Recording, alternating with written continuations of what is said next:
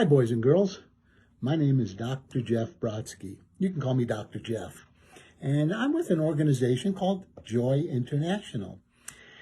I wrote a book especially for you. It's called Why Are You Barefoot? Now, the reason I wrote this book is because I am barefoot. Let me see if I can get my foot there. I've been barefoot for almost 10 years now. And I wrote a book about it, and it was last year when I spoke at a school just like yours. And when I spoke there, after I finished, the principal of the school came up to me and said, "Dr. Jeff, that was really great. That would make a great children's book, what you just shared with the children." So I wrote the book, and some people asked me if I would read it, especially for you. So that's what I'm going to do right now. Why are you barefoot? And when I spoke, I invited 6 children to come up and be a part of the presentation that I did. So I wrote the book from the perspective, that means from actually not me talking, but it was like from her. She was in the 6th grade. Her name was Emma, and she's the one that's telling the story. So I'm going to read it as though I'm her. Okay, so here we go. Here's the first picture. "Who's ready for our special speaker today?" my teacher, Miss Porter, asked. The boy across the room from me rolled his eyes, but then she caught our attention when she said, "This will sound a little strange, but the man coming to speak today has been barefoot since 2010. It's true. Seriously, I thought. He's been barefoot for so many years? How is that possible? Maybe this was one speaker who wouldn't be boring. I'm not boring. I raised my hand. "Yes, Emma," Miss Porter asked. "Miss Porter, does he go barefoot all the time, even here in Colorado, even in the winter, even in the snow?" Miss Porter laughed and said, "Emma, why don't you ask him when he gets here? I'm sure he would be happy to answer any questions." Then she had us all go to the auditorium. All the classes were there too. Here's the next picture. That's me. When the speaker walked in, I laughed because he looked just like Santa Claus. You think I look like Santa Claus? He had a white beard, curly hair, round glasses, and rosy cheeks. Oh, I'm not Santa Claus. But you could see that everyone was looking at his feet to see if he was really barefoot. Me too. Yep. Oh my gosh. He really was barefoot. Miss Porter wasn't kidding. "All right, everybody," she said. "Let's welcome our special guest speaker today, the president and founder of Joy International, Dr. Jeff Brodsky." That would be me. We clapped loudly as he walked on the stage with a big smile. "Good morning, boys and girls," he greeted us. "Hey, how come everybody's looking at me funny?" "I know, it's because you think I'm Santa Claus, right?" "Nope." "Then what is it? Is something wrong?" Lots of kids started laughing and shouting out, "Yeah, you're barefoot. Where are your shoes and socks?" "Oh, so that's it, huh? Well, I'm sure you're all wondering why I'm barefoot. Well, there's a good reason, and I promise that's something I'll share a little later with you, okay? Right now, I have a very important question to ask you. Let me show you the rest of that right there. Whoop. Are you ready? Here goes. If your mother sold you, would she be a good mom or a bad mom? Let me ask that again. If your mother sold you, would she be a good mom or a bad mom? The next page.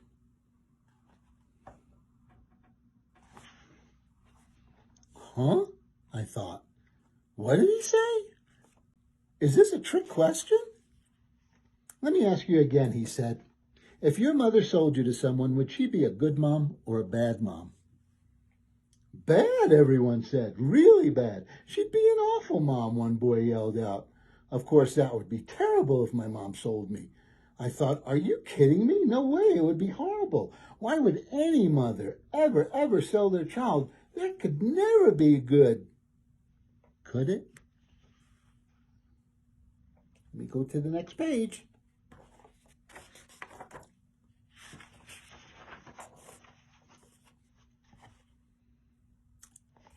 After it got quiet, Dr. Jeff said, I'm going to need some volunteers this morning. Who would like to come up here and help me? Everybody in the room raised their hands. Oh my gosh, I thought my hand was going to fall off because I was waving it as hard as I could. Please, please, please pick me. Please, please, Dr. Jeff, I prayed. Please. Dr. Jeff walked around the room and he chose 5 kids from all different ages, all different grades. I need just one more volunteer, he said, walking over to our 6th grade class. Oh God, please let him pick me. Please, please, I was praying. Oh, please pick me, Dr. Jeff. As he walked around looking at the kids in my class, he turned and then he looked right at me and said, Hi, what's your name? Emma, I said. Hi, Emma, how about you? Oh my gosh, I was so excited. I could hardly stand it, but I must admit I was a little nervous too. As he reached out for my hand and led me to the stage with the other children, I wondered, what's he going to do with me?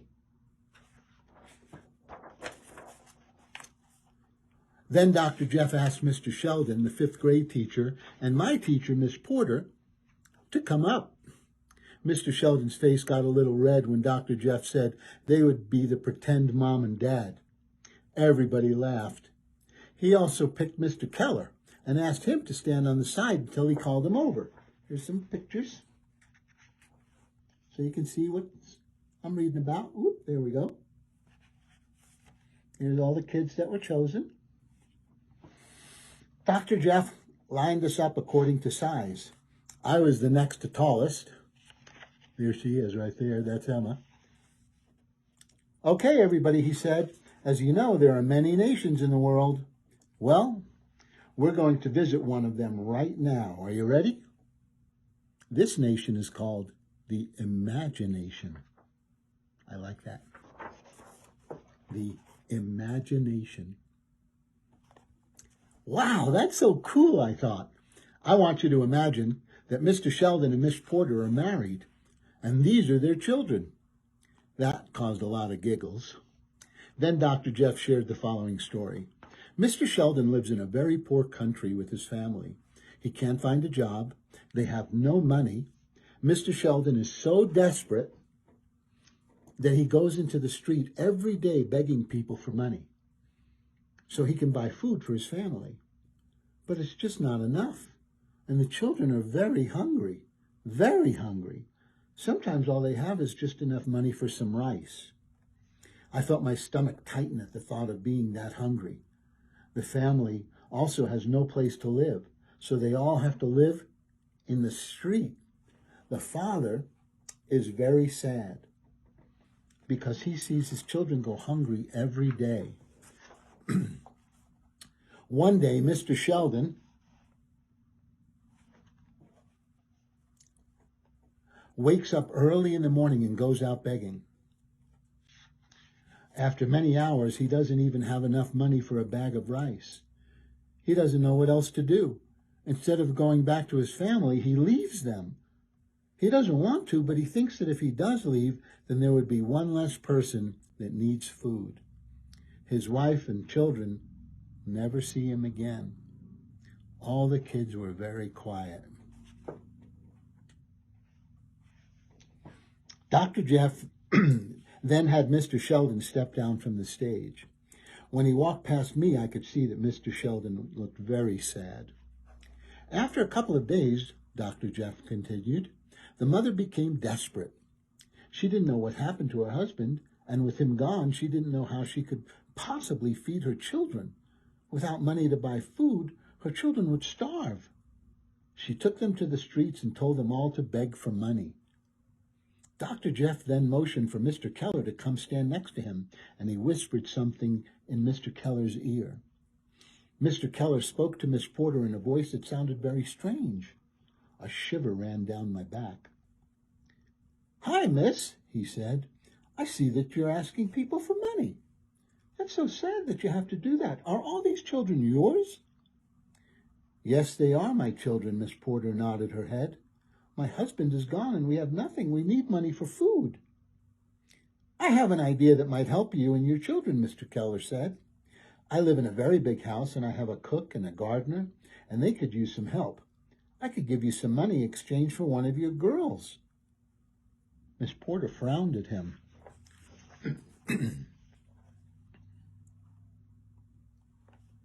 She can come work for me. She can help my cook or gardener, and I'll pay her. So she can have money and give it to you every week. Plus, I'll help her learn a good trade so she can get a great job that when she's older, and I'll help her go to school for a few hours a day. She can even come and see you once in a while. Dr. Jeff whispered in Mr. Keller's ear again, and then Mr. Keller said, "How about if I give you $50 for her?" Mr. Keller then looked at all the children standing there next to Miss Porter. Then he pointed at me, and he said, "How about her?" I don't know why, but I started shaking. Then Dr. Jeff turned to all the students and said, "Boys and girls, when a mother like this needs money for food for all of her children, and someone comes along and offers her $50, it could be a lot of money to that mom. In very poor countries, that much money can feed her and all her children for a few months. If I sell one child to this man," the mother thinks, "she will live in a nice house, have a bed to sleep in, have plenty of food to eat, a chance for a good job, and she'll get an education. She'll even make enough money to help us, and I can get more food for the rest of the family. I would have one less mouth to feed, plus I can still see her once in a while. This will be a blessing." Miss Porter knew what Dr. Jeff was trying to teach everyone, so she looked at Mr. Keller and said, "Yes, I will do this. I will sell my daughter to you." Mr. Keller pretended to give money to Miss Porter, and he took my hand and gently pulled me closer to him. I stood by his side.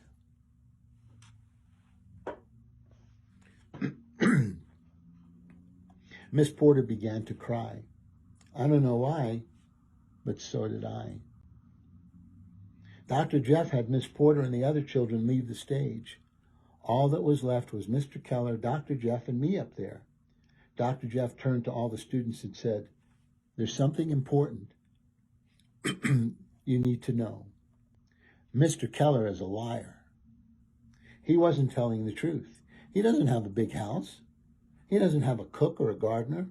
If this really happened, Emma would never see her mother, brothers, or sisters again. He would make her into a slave and make her do very bad things. If she didn't do what she was told, she would be beaten every day until she obeyed him.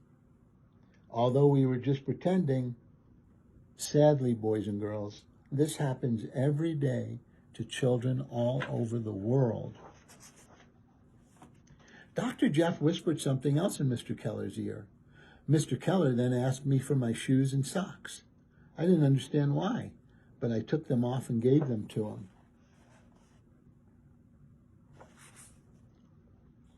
Dr. Jeff told everyone that Mr. Keller did that because now it would be harder for me to run away. Then he said to Mr. Keller, "Thank you very much for playing our bad guy." Mr. Keller handed me my shoes and socks and sat down.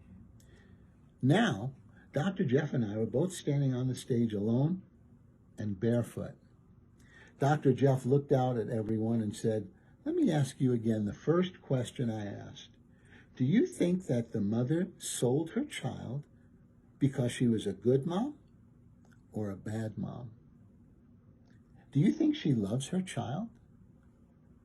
I could see all the kids nodding their heads yes. Dr. Jeff showed us how even a good mom, a mom who really loves her child, could sell her because she really believes she's doing the right things. Plus, remember, she was lied to.